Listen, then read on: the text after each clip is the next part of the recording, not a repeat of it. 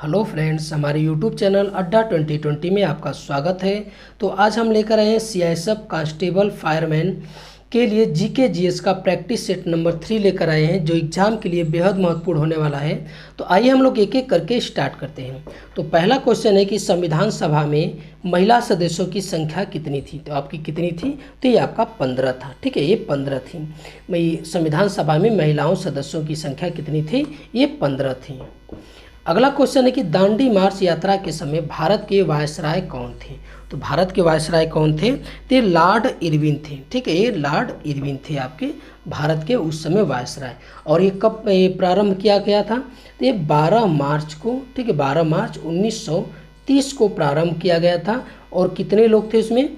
तो 79 जो है समर्थकों के साथ जो है ये प्रारंभ किए थे गांधी जी। अगला क्वेश्चन है कि सूरज कुंड मेला किस राज्य में लगता है। तो जो सूरज कुंड मेला है ये कहाँ लगता है? तो ये आपका हरियाणा में लगता है। ठीक है, ये हरियाणा में लगता है आपका। ये बहुत फेमस क्वेश्चन है, कई बार पूछा जा चुका है। एक सिंह वाले गैंडे की सबसे बड़ी आबादी वाला घर है, तो कौन सा है? तो ये आपका असम है। ठीक है, असम। उस पार्क का क्या नाम है, राष्ट्रीय उद्यान का? तो उसका नाम है काजीरंगा नेशनल पार्क। ठीक है, काजीरंगा नेशनल पार्क। यहाँ पे एक सिंह वाले गैंडे पाए जाते हैं, जो फेमस है एक सिंह गैंडों के लिए। अगला क्वेश्चन है कि मध्य प्रदेश में कौन सी जगह को नृत्य महोत्सव के लिए जाना जाता है। तो किस जगह को? तो ये आपका खजुराहो को। ठीक है, ये खजुराहो का जो जगह है ये जो है आपका नृत्य महोत्सव के लिए जाना जाता है। और खजुराहो में एक है खजुराहो मंदिर। ठीक है, जो खजुराहो मंदिर है ये किस शासकों द्वारा बनवाया गया है? तो ये चंदेल शासकों द्वारा बनवाया गया है खजुराहो का मंदिर। अगला क्वेश्चन है कि महात्मा गांधी भारतीय राष्ट्रीय कांग्रेस के अध्यक्ष के रूप में कब चुने गए थे। तो महात्मा गांधी जो भारतीय राष्ट्रीय कांग्रेस के अध्यक्ष कब चुने गए थे? तो 1924 में चुने गए थे। और कहाँ हुआ था ये अधिवेशन? तो ये बेलगांव में हुआ था। ठीक है, जब ये चुने गए थे तो बेलगांव अधिवेशन में ये 1924 में चुने गए थे। अगला क्वेश्चन है कि पंजाब केसरी के नाम से किसे जाना जाता है। तो किसे जाना जाता है? तो ये आपका लाला लाजपत राय को जाना जाता है। ठीक है, ये लाला लाजपत राय को जाना जाता है। और इनकी एक पुस्तक का नाम है अनहैप्पी इंडिया। ठीक है, अनहैप्पी इंडिया जो है इनकी पुस्तक है। अगला क्वेश्चन है कि बिलग्राम का युद्ध किस वर्ष लड़ा गया था। तो बिलग्राम का युद्ध कब लड़ा गया था? तो 1540 में लड़ा गया था बिलग्राम का युद्ध। ठीक है, किनके बीच लड़ा गया था? तो हुमायूं और शेरशाह सूरी के बीच लड़ा गया था। और इसमें जो है शेरशाह सूरी ये क्या हुए थे? जीत गए थे। अगला क्वेश्चन है कि हड़प्पा सभ्यता की खोज किसने की थी। तो हड़प्पा सभ्यता की खोज किसने की थी? तो दयाराम साहनी ने किए थे। ठीक है, हड़प्पा सभ्यता की कब किए थे? 1921 में किए थे आपके। अगला क्वेश्चन है कि विश्व की कितनी प्रतिशत जनसंख्या भारत में निवास करती है। तो विश्व की कितनी प्रतिशत जनसंख्या भारत में निवास करती है? तो ये आपकी करती है 17.5। ये सन 2011 के जनगणना के अनुसार है। तो 17.5 जो है विश्व की जनसंख्या जो है विश्व की टोटल जनसंख्या का भारत में निवास करती है। और भारत का जो क्षेत्रफल है, विश्व का क्षेत्रफल का कितना परसेंट है?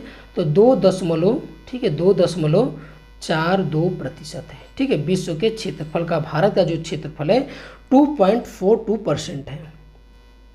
अगला क्वेश्चन कि पीएम किसान सम्मान निधि योजना कब प्रारंभ हुआ। तो ये आपका कब प्रारंभ हुआ था? तो ये सन 2019 में प्रारंभ हुआ था। अगला क्वेश्चन है कि कौन भारत रत्न से सम्मानित नहीं है। तो इनमें से पूछ रहा है कि कौन भारत रत्न से सम्मानित नहीं है। तो ये महात्मा गांधी। ठीक है, महात्मा गांधी जो है ये भारत रत्न से सम्मानित नहीं। बाकी सत्यजीत रे, डॉक्टर भीमराव अंबेडकर और नेल्सन मंडेला जो ये दोनों लोग जो है भारत रत्न से सम्मानित हैं। वायु में आर्द्रता को मापने के लिए किसका उपयोग किया जाता है। तो किसका उपयोग किया जाता है? तो ये आपका हाइग्रोमीटर का उपयोग किया जाता है। ठीक है, हाइग्रोमीटर का। बाकी बैरोमीटर का जो उपयोग हम लोग वायुमंडलीय दाब मापने के लिए करते हैं। अगला क्वेश्चन कि ग्वादर बंदरगाह किस देश में स्थित है। तो ग्वादर बंदरगाह किस देश में है? तो ये आपका पाकिस्तान में है। ठीक है, ये पाकिस्तान में आपका स्थित है ग्वादर बंदरगाह। विश्व का सबसे बड़ा डेल्टा सुंदरबन, जो विश्व का सबसे बड़ा डेल्टा सुंदरबन डेल्टा है, ये कहाँ पर है? तो कहाँ पर है? तो ये पश्चिम बंगाल में। ठीक है, पश्चिम बंगाल में भी है और उसके बाद बांग्लादेश में भी। ये दोनों देश में पड़ता है, लेकिन ऑप्शन के अनुसार कौन सही होगा? ये पश्चिम बंगाल में है।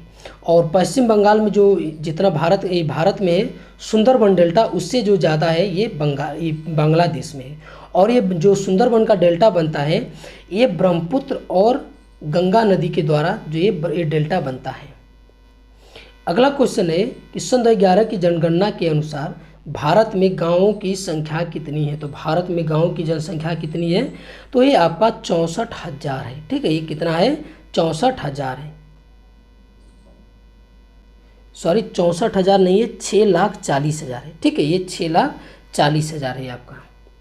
अगला क्वेश्चन है कि यक्षगान किस राज्य का लोकप्रिय नृत्य है। तो यक्षगान किस राज्य का है, तो ये आपका कर्नाटक राज्य का है। ठीक है, ये कर्नाटक राज्य का लोकप्रिय नृत्य है। कर्नाटक राज्य का और कौन सा है, तो एक है कंबाला। ठीक है, क्या है, कंबाला, जिसे हम लोग भैंसों की दौड़ किसे जानते हैं। ठीक है, ये कंबाला है।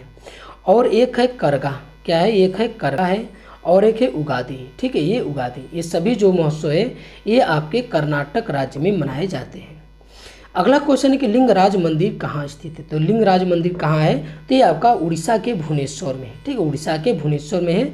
और उड़ीसा में और कौन कौन से हैं, तो उड़ीसा में जो है एक कोणार्क मंदिर है और जगन्नाथ का। ठीक है, जगन्नाथ का मंदिर और कोणार्क मंदिर भी जो है ये उड़ीसा में है। अगला क्वेश्चन है कि 1526 में पानीपत का युद्ध किसके बीच लड़ा गया था। तो 1526 में किनके बीच लड़ा गया था, तो बाबर और इब्राहिम लोदी के बीच लड़ा गया था, जिसमें बाबर जो है क्या हुआ था, ये विजयी हुआ था। इसी युद्ध में जो है बाबर ने सर्वप्रथम तुगलकनामा जो है पद्धति अन्य जो अपनाई थी। और इसी में जो है बाबर ने सबसे पहले इसमें जो है तोपों का प्रयोग किया था। और 1556 में जो है पानीपत का द्वितीय युद्ध हुआ था अकबर और हेमू के बीच, जिसमें अकबर विजयी हुआ था।